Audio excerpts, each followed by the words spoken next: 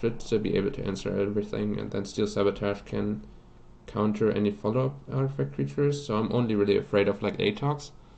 Ah, damn.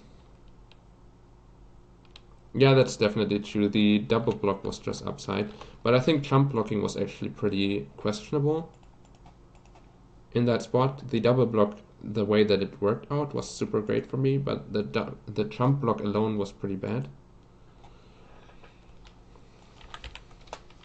Okay, let's focus on the finals.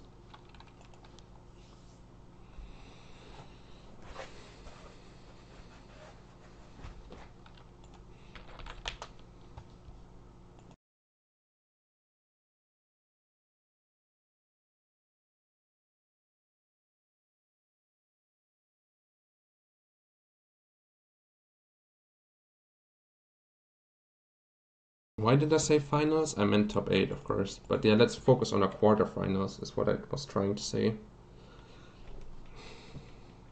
Okay, so quarterfinals starting. Our hand is pretty bad.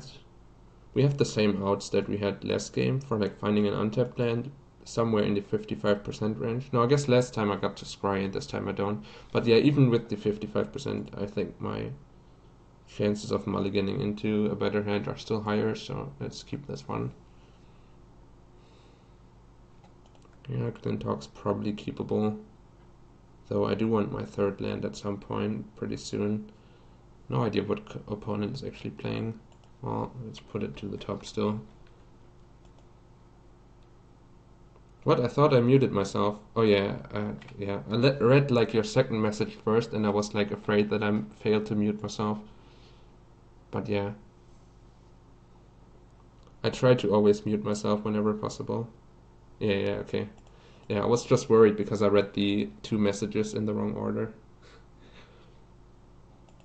So more blue-red Delver, apparently.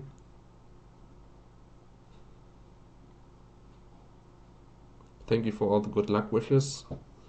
I hope so.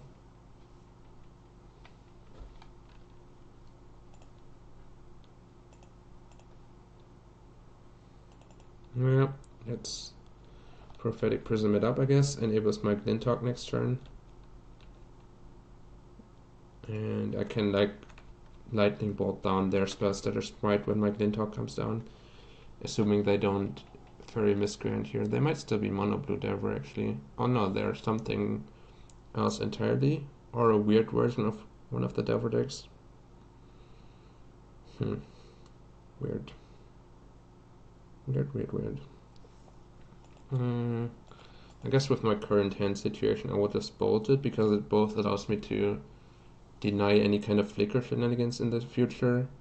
I will be mana screwed on red a little bit by bouncing the Prophetic Prism. It allows me to get some aggression in, and yeah, now I get to hit the graveyard. But yeah, bouncing the Prophetic Prism has a little bit of risk attached to it. It's possible I should have just played Prophetic Prism on my turn and not cast the bolt, not cast the Glinthawk. Blue-red after all. Strange. So like either blue-red with Seagate, which is a little bit strange, or like a true blue-red control deck. Not certain yet what is happening over there. Counterspell here was actually be annoying for me with my current hand setup because I'm missing land drops and my red mana now. It's possible I should sack Clue, but I think getting counterspells out of their hand, I will draw into red stars eventually, and like trading my worst card for some of their best cards still seems favorable for me, especially if I have a backup. Okay, so they are actually on blue-red control. The game ones in this matchup are like atrocious, same with blue-black control. But then after sideboarding, you're pretty favored. Usually. Like basically my opponent casts a Muldrifter here next turn, I can never win anymore. Or at least it's super difficult for me to win. Because then I'm like so far behind in the value game and they can just counter my draw engine from there. Yeah. This is a disaster. You're just stuck with all these removal spells in your hand and prismatic strands that don't do much, and your opponent just gets to like Muldrifter 3 for 1 you. Feels bad.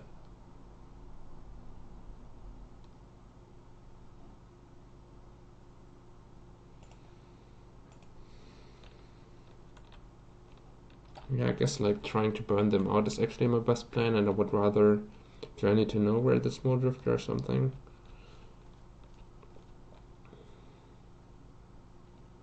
Yeah, becoming the Monarch is definitely strong, but they already played so many creatures that it's difficult for me to like answer them all, and I don't really want to.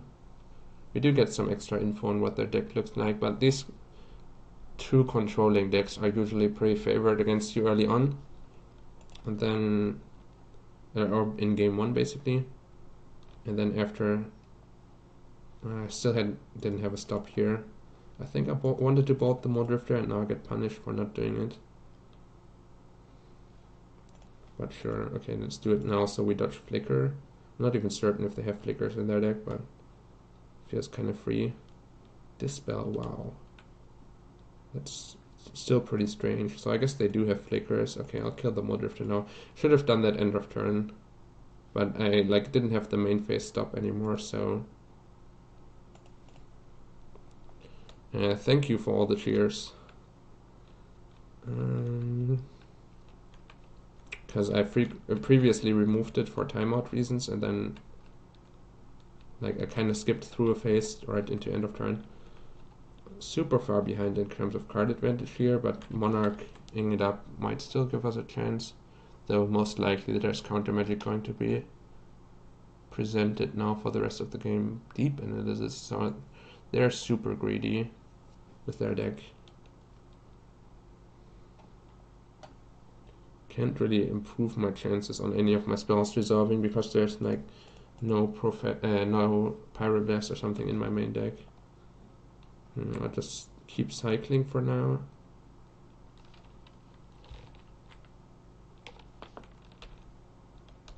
Maybe get this attack in. I think running the Palace Sentinels into their open counter mana is still like slightly too aggressive. But like both flooding out on reactive cards and... Thank you, Kenziki. Wow. Yeah, that's perfect for me, like when I trade my bad cards for their counter spells. I mean, I guess it replaces itself eventually. Yeah, pretty dead.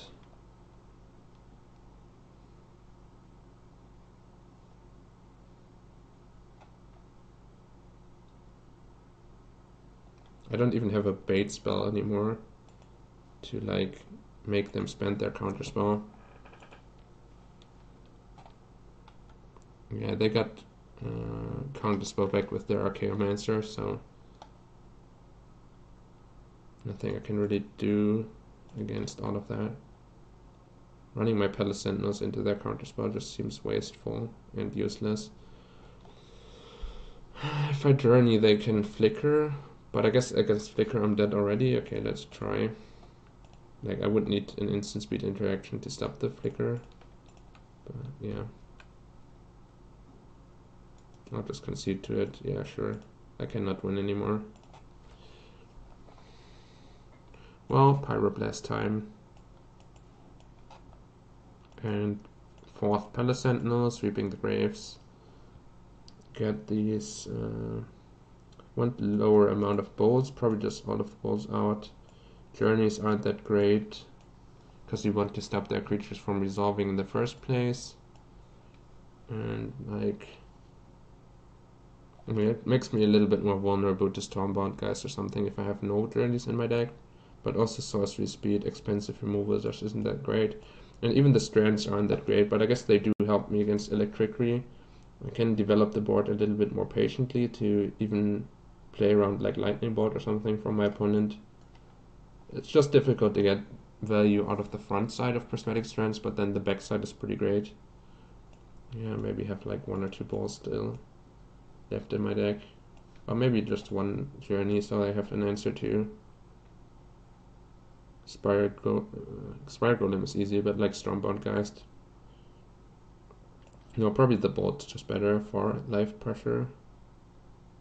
Sure, and maybe even like one bolt over this third Prismatic Strands. No, the prismatic strand is probably better. Okay, let's go with this.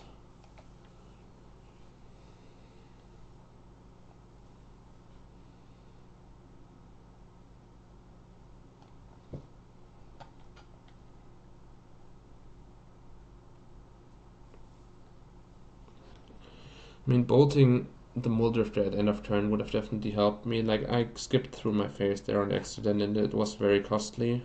There was still some risk of my opponent just killing all my creatures and taking it away with the Seagate Oracle, because I couldn't kill both of my opponent's creatures, but that would have given me a much better shot. Pretty unhappy about punting it away like that, because my stops were set differently and I like F2'd through my opponent's end step. That feels bad. God damn it. Also added more lands to the deck to avoid these situations, and well, I think I'll keep this, but the hand is pretty awful. Guess turn 1 cycle the Forgotten Cave, and then eventually cycle the Secluded Step, and that should improve my hand. The Core Skyfisher still doesn't have anything to do really, but my plan involves getting to 4 or 5 mana and then casting Palace Sentinels or Palace Sentinels with Pyroblast backup regardless, so being a little bit flooded is not the end of the world. No, I'm not forgetting the cave, not this time. The Forgotten Cave shall not be forgotten. That's pretty decent, though I still need something to bounce with my Skyfisher for value, but it's one part of my Monarch game plan combo that I'm trying to assemble. Brainstorm turn 2. I guess they already have Evolving Wilds in their hand, or they're super desperate for a land drop. What did the Preordain do? Let me check. Preordain bottom top. So yeah, they were guaranteed to have their land already. And yeah, they just brainstormed for value to go with the fetch land. Though them being tapped out here could be favorable to me, though there's not really anything I can do to truly punish them. Do I need Pyroblast open for turn 3? Like, it allows me to counter Seagate Oracle.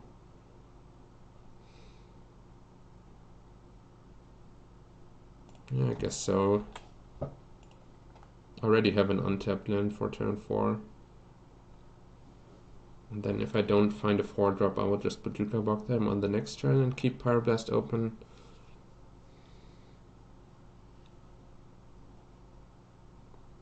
Yeah, stopping the value creatures from entering play to begin with is much better than fighting them with removal spells. Though you'd need some number of Pyroblasts around to deal with their counter spells. So I'm not even certain if this is a great approach.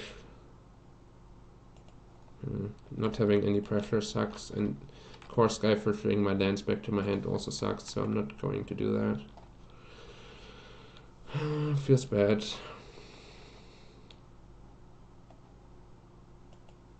I mean, I want to hold this Pyroblast for their Muldrifters, I guess, but then it becomes so easy for them to have Dispel backup. Really need a Palace Sentinels here. Very, very badly. Well, that helps to stop the Muldrifter from resolving. Also helps my Palace Jailer to Palace Sentinels, I mean, to potentially resolve. But yeah, if I don't find any of those, I'm in huge trouble. I don't want to fight over this really, but I might have to because I need an empty board for Palace Sentinels to be a thing. Okay. I also don't really have like a way of answering it even if they enter this board. Yeah, so even if they have counterspell here, they want to keep it open.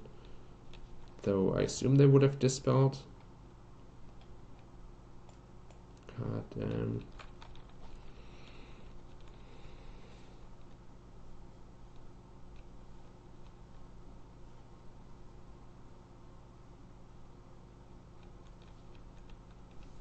Okay, so nothing, but they still have 6 cards in their hand. And I'm not doing anything. I think not doing anything definitely favors my opponent. I don't have inevitability here, but I have like a bottleneck around turn 4, turn 5, where I have better things to resolve than my opponent does. Yeah, I have to let this resolve. I want to fight against hardcast Muldrifters, but if they're tapping down their blue mana for this and then don't have much counter magic open for my turn, that's much better for me. Gives me a lot of outs to draw like both Prophetic Prism, Alchemist Spire, and Palace Sentinels for my turn.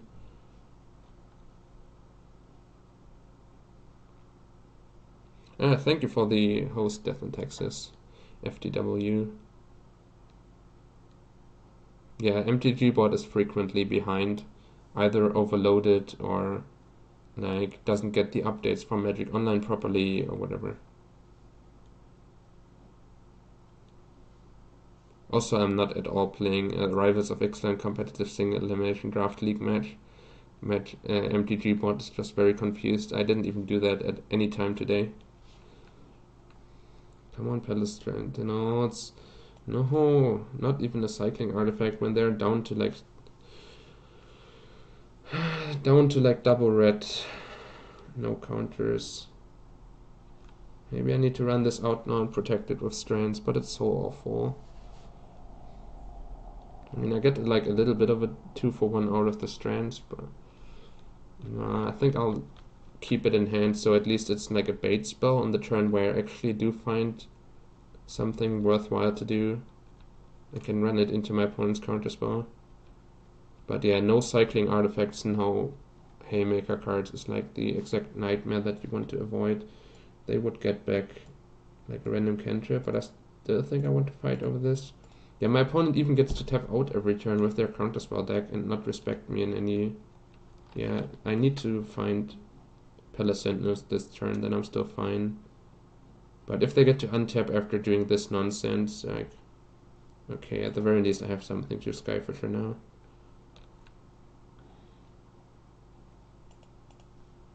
But the amount of disrespect my opponent is giving my deck by tapping out every turn with their all counterspell deck is just ridiculous, but they are somehow right to do so, just because of how weak my draw ended up being.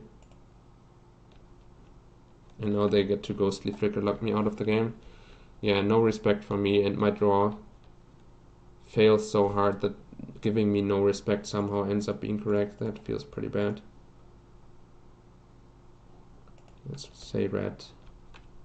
But yeah, now they can like Ghostly Flicker, tap out again and get 2 extra Augur triggers. Yeah, or like Muldrifter. I think the matchup is fine. It's like probably 45% for me or something. But the way that my opponent played it should favor me even more. But yeah, can't really do much with this. With this draw that I ended up having.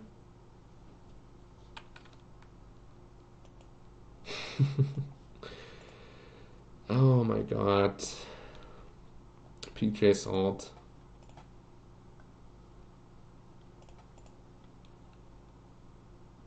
I mean, the way that we drew it is pretty much a buy. But obviously that's not the reality of the matchup in an average case.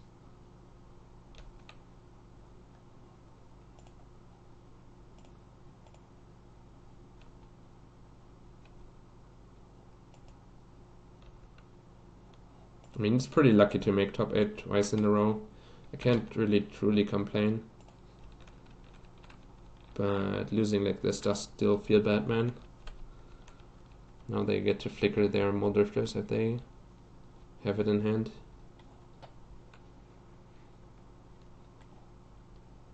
Yeah, maybe I should not have made the clue, I don't know. Because that, like blowing up the clue is pretty advantageous to them. Sometimes we get outplayed, yeah, exactly.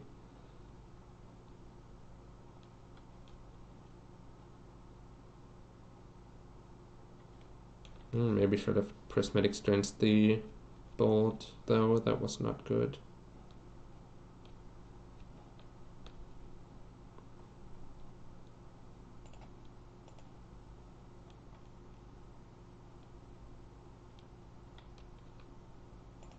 Yeah, like you don't want to use your Pyroblast proactively unless you're countering Muldrifter exactly. You want to have something that is worth countering for your opponent, and then use Pyroblast protection, and then, okay, you got me.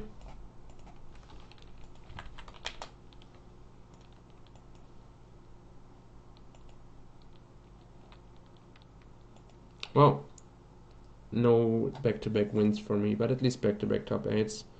Get like 25 triple chests and 400 play points. Match felt pretty bad, but what can I do? I think the matchup is slightly favored for my opponent, but they gave me a lot of outs by tapping out so aggressively when they had counterspell available to them. Yeah, outskilled. Anyways, thank you all for watching. We still had a pretty amazing day of games. Did flood out a little bit with this version where I added some extra lands, but also